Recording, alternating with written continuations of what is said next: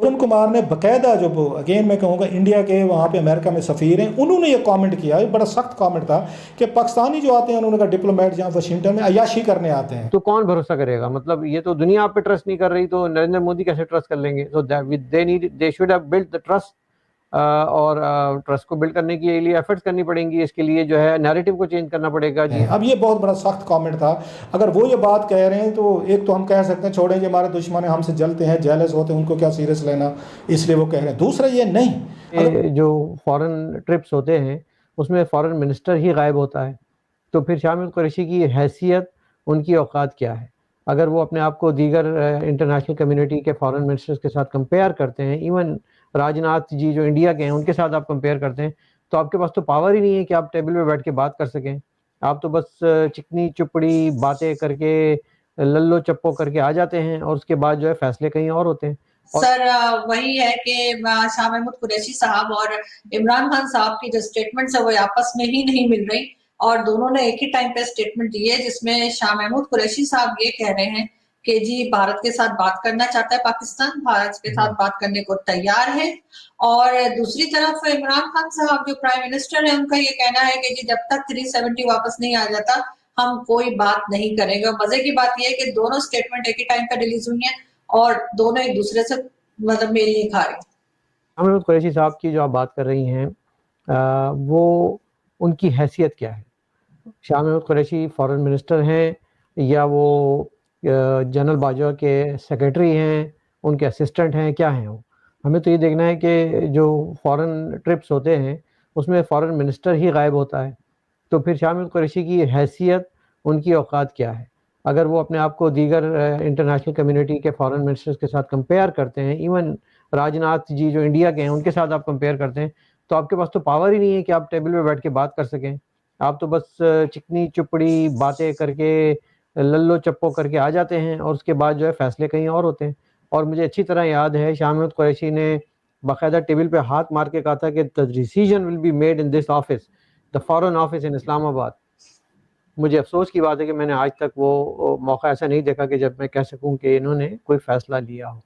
तो शाह महमूद कुरैशी साहब की क्या ही बात करें, हिंदुस्तान को तड़ियाँ लगाना, ये दूसरे मुल्कों के साथ जो है वो मीठी मीठी बातें करना, दोगली बातें करना, ये इनका दीन ईमान ही नहीं है कोई। मैं आपको सच्ची बात बताऊं, मुझे अफसोस होता है कि पाकिस्तान जैसी जिम्मेदार रियासत के पास ना तो वजीर दाखिला कोई ढंग का है, ना वजीर ख़जाना कोई ढंग का है, ना ही वजीर खारजा कोई ढंग का है, और वजीर आज़म तो आपको मालूम ही है कि वो तो खैर है ही नहीं हमारे पास। तो अब इसमें हम अपना सर पीटने के अलावा दुनिया में और क्या कर सकते हैं? आरजू। नहीं, आप बिल्कुल ठीक कह रहे हैं, लेकिन सर फिर भी इन दोनों की आपस में बात जो मैच क्यों नहीं करती है? तो बड़ी एम्बैरेसिंग सी सिचुएशन है। यानी अगर मैं और आप बात कर रहे हो तो भी चले लोग हजम कर जाएंगे कि दो जर्नलिस्ट बात कर रहे हैं और दोनों का पॉइंट ऑफ व्यू डिफरेंट है, लेकिन आप एक मुल्क के प्राइम मिनिस्टर हैं और दूसरे जो है वो चाहे जैसे भी हो लेकिन इस मुल्क के फॉरेन मिनिस्टर हैं, और दोनों की स्टेटमेंट एक ही टाइम पे रिलीज हो रही है और एक दूसरे से मैच नहीं कर रही।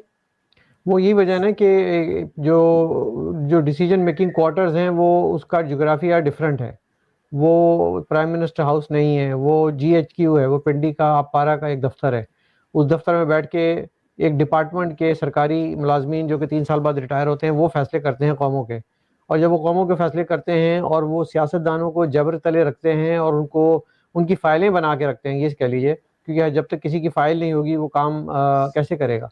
तो हर एक की फ़ाइल बनी हुई है, और जब फ़ाइल होती है तो फिर ज़ाहिर है उनको अपने लब सी लेने होते पड़ते हैं, वो बात नहीं कर सकते हैं, वो अपनी बात मनवा नहीं सकते हैं, उनकी अपनी कोई से नहीं होती है। तो ये जो सूरत हाल है ये अनफॉर्चुनेट है कि जब आपने एक सेलेक्टेड गवर्नमेंट को इंस्टॉल किया था तो उस वक्त ये तय कर लिया गया था कि कौन वजीर खारजा होगा, कौन वजीर ख़जाना होगा, फिर वो बाद में तब्दील करते रहे, और वजीर दाखिला होगा उसके लिए वज़ीर शेख रशीद उनको मिल गए, उनकी बारी आई तो उनको लगा दिया। तो ये सब लोग कौन हैं? आप इनकी तरफ ध्यान दीजिएगा कि ये सब कौन लोग हैं। इनमें से कोई भी पाकिस्तान तहरीक इंसाफ यानी कि PTI का कोई डाई हार्ड वर्कर नहीं है, कोई ग्रास रूट लेवल से कोई इनका ऑफिशियल नहीं है। तो ये वो लोग जो कि तहरीक के पीछे लगे थे और इंसाफ मिलेगा, तब्दीली आएगी, मदीना की रियासत आएगी, वो तो इसमें कहीं भी नहीं है। और जो लोग हैं वो मांगे तांगे भर्ती के हैं, और उनको बताया जाता है कि आप तो बस बराए नाम एक हमने फाइल भरनी है, एक सीट भरनी है वजीर खारजा की, तो आप आ जाइए, सूट पहन के कभी कभी घूम लीजिए कीजिए कहीं बाहर के ममालिक में, लेकिन आपकी कोई औकात नहीं है। और यही उनको इसी तरह बताई जाती है कि काबुल में जो है वो जनरल बाजवा बैठ के बातें कर रहे होते हैं, कोई सफ़ीर आता है तो वो GHQ जाके उनसे मुलाकातें करते हैं। इनको पता ही नहीं होता ये अपने वहाँ डेरे पे बैठे जो है ना वो लोगों को आशीर्वाद दे रहे होते हैं, अपने जो पीर बन जाते हैं। कभी कभी ये जो है ना इनका एक पीर का भी कभी एक ज़माने में पीर भी पैदा हुए थे, तो ये पीर भी बन जाते हैं। तो ये इस तरह की जब आप भर्ती के लोग लगाएंगे तो आरजू आप क्या एक्सपेक्ट करती हो कि ये कैसे मुल्क चलेगा? तो सर वैसे आप क्या समझते हैं कि भारत से बात होनी चाहिए, अब इन्हें कुछ थोड़ा बहुत सुधर जाना चाहिए, भारत से टर्म्स बेहतर करने की कोशिश होगी? क्यों नहीं करनी चाहिए भाई, करनी चाहिए। ये तो पहला काम होना चाहिए था किसी भी गवर्नमेंट का कि वो आके ये देखती कि हमारी जो नियरेस्ट मार्केट है या मंडी है वो कौन सी है। हमें अपनी उस मंडी में अपनी जो प्रोडक्ट्स हैं, वो जो मसनूआत हैं, उनकी खपत कैसे करनी है। और वो हमारे पास जो है सबसे बड़ी हिंदुस्तान मार्केट है, चाइना है, हिंदुस्तान है और मिडिल ईस्ट है। मिडिल ईस्ट में भी आपका सामान जाता है, आपका यूरोप में भी जाता है, नॉर्थ अमेरिका में भी जाता है। लेकिन आपके पड़ोस में इतनी बड़ी मंडी है और आप उसको जो है वो अपनी जो आपके जो मेहनत कश हैं उनकी प्रोडक्ट्स को वहाँ नहीं बेच पाते, क्योंकि आपने एक अना का मसला बनाया हुआ है, आपने उनसे एक जंग का सा माहौल क्रिएट किया हुआ है। तो पहला the first order of the day जब गवर्नमेंट ली जाती तो ये तो होता कि किस तरह से हम हिंदुस्तान के साथ ताल्लुकात को अच्छा करेंगे। अगरचे उन्होंने एक दो मिस कॉलें मोदी जी को मार के देखा, लेकिन बात ये है कि उसी ज़माने में ये इनकी डायरेक्शन जो है वो अभी भी वही आतंकवाद और जो नॉन स्टेट एक्टर थे उनकी तरफ थी। और हमने देखा कि पुलवामा भी किया इन्होंने, बहुत सारे काम करते रहे, LOC पे हल्की फुल्की इनकी वो लगी रही। तो ये सब चीज़ें जब चलती रहेंगी तो आप हाथ में जो है वो गले मिलेंगे, दम दरूद की बातें करेंगे, बम बारूद हाथ में होगा, how is it gonna work? तो India will never trust you. एक रिलाइंग ट्रस्टिंग पार्टनर के तौर पे हिंदुस्तान भी ये देखेगा कि मेरे साथ जो ये बात कर रहे हैं, गले मिल रहे हैं, इनके हाथ में कहीं खंजर तो नहीं है कि मेरी पीठ में अभी घुपेगा, मेरे ही लोग मरेंगे, मेरे ही सिपाही मरेंगे और मेरे ही जो है आम लोगों को ट्रेन में उड़ा दिया जाएगा। तो कौन भरोसा करेगा? मतलब ये तो दुनिया आप पे ट्रस्ट नहीं कर रही, तो नरेंद्र मोदी कैसे ट्रस्ट कर लेंगे? So they should have built the trust. और ट्रस्ट को बिल्ड करने के लिए एफर्ट्स करनी पड़ेंगी। इसके लिए जो है नैरेटिव को चेंज करना पड़ेगा, GHQ को, वो जो उनका वॉर इकोनॉमी और वॉर फोबिया का एक सिस्टम है उसको चेंज करना पड़ेगा। जी।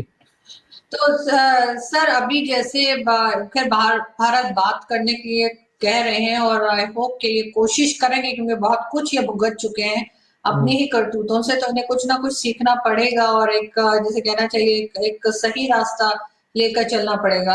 अंग्रेजी में कहते हैं ना कि beggars can not be choosers. तो आपके पास चॉइस नहीं है स्टेटमेंट्स देने की, आपके पास चॉइस नहीं है कि आप कोई बात कर सकें, आपके पास कोई अख्तियार नहीं है कि आप कहें कि हाँ हम एक सॉवरन नेशन के तौर पे कह सकते हैं कि इस मौके पे हमारा ये स्टैंड है।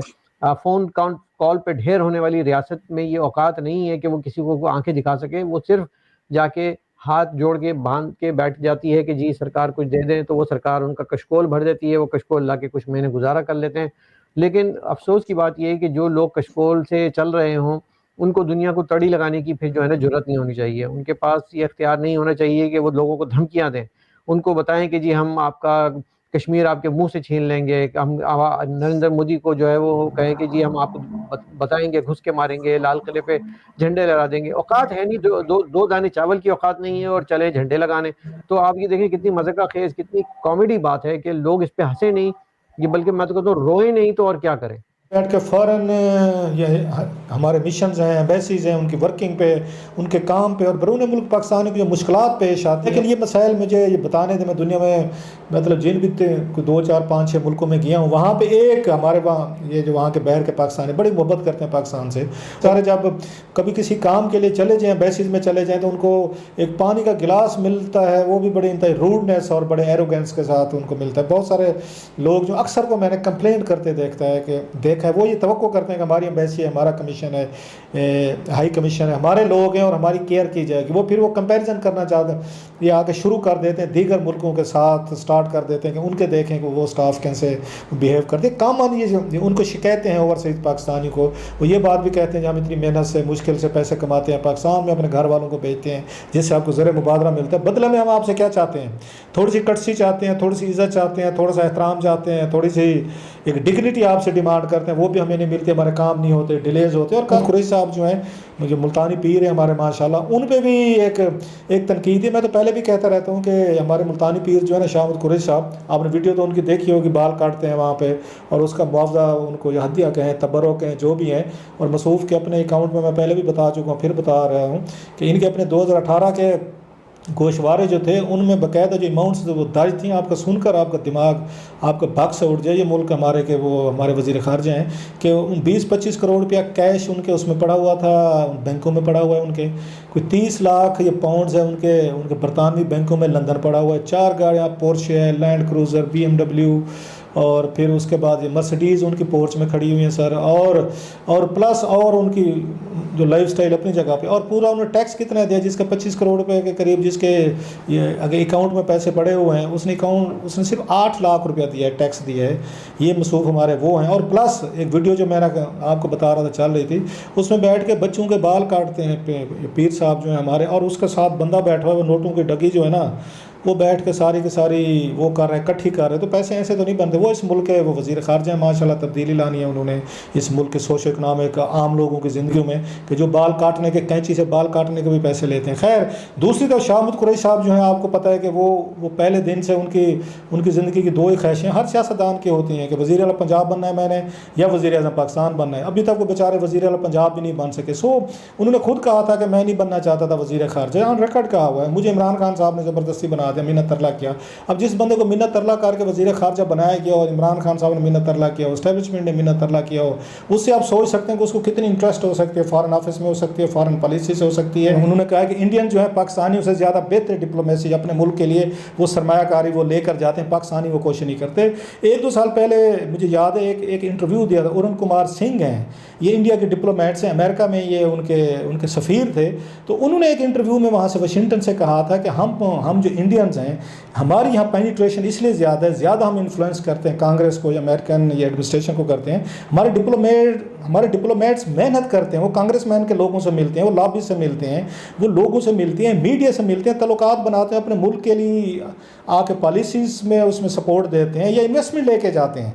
और उस वक्त उन्होंने अरुण कुमार ने एक ताना दिया था, टांट दिया था, जिसका जिक्र जो इमरान खान साहब ने आगे इंडायरेक्टली किया। तो अरुण कुमार साहब का ये कहना था कि जनाब ये जो पाकिस्तानी हैं ये अय्याशी करने आते हैं डिप्लोमेट। ये बहुत बड़ा मेरा ख्याल है एक बिग कमेंट था कमिंग फ्रॉम ए डिप्लोमेट। अमूमन इस तरह के दूसरे मुल्कों के मामलात पे डिप्लोमेट्स पे वो बात नहीं करते होते, लेकिन अरुण कुमार ने बाकायदा जो अगेन मैं कहूँगा इंडिया के वहाँ पे अमेरिका में सफ़ीर हैं, उन्होंने ये कमेंट किया, ये बड़ा सख्त कमेंट था कि पाकिस्तानी जो आते हैं उन्होंने कहा डिप्लोमेट जहाँ वाशिंगटन में अय्याशी करने आते हैं। अब ये बहुत बड़ा सख्त कमेंट था।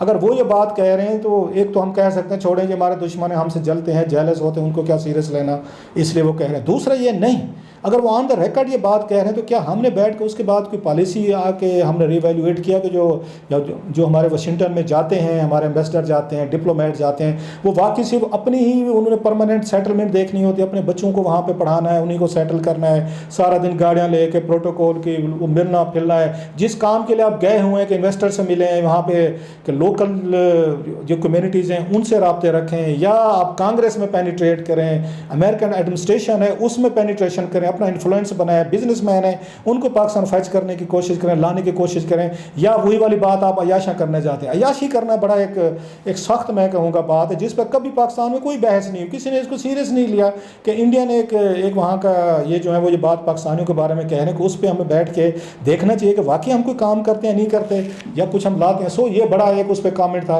अब उसका एक और सवाल है जो मतलब फॉरेन ऑफिस के कुछ लोगों से मेरी बात हुई है, वो ये कहते हैं कि भाई साहब ठीक है हमारी बैशिंग तो अपनी जगह पे, हम लोगों को इज्जत नहीं देते, फलां नहीं करते, बला बला वो सारी चीज़ें।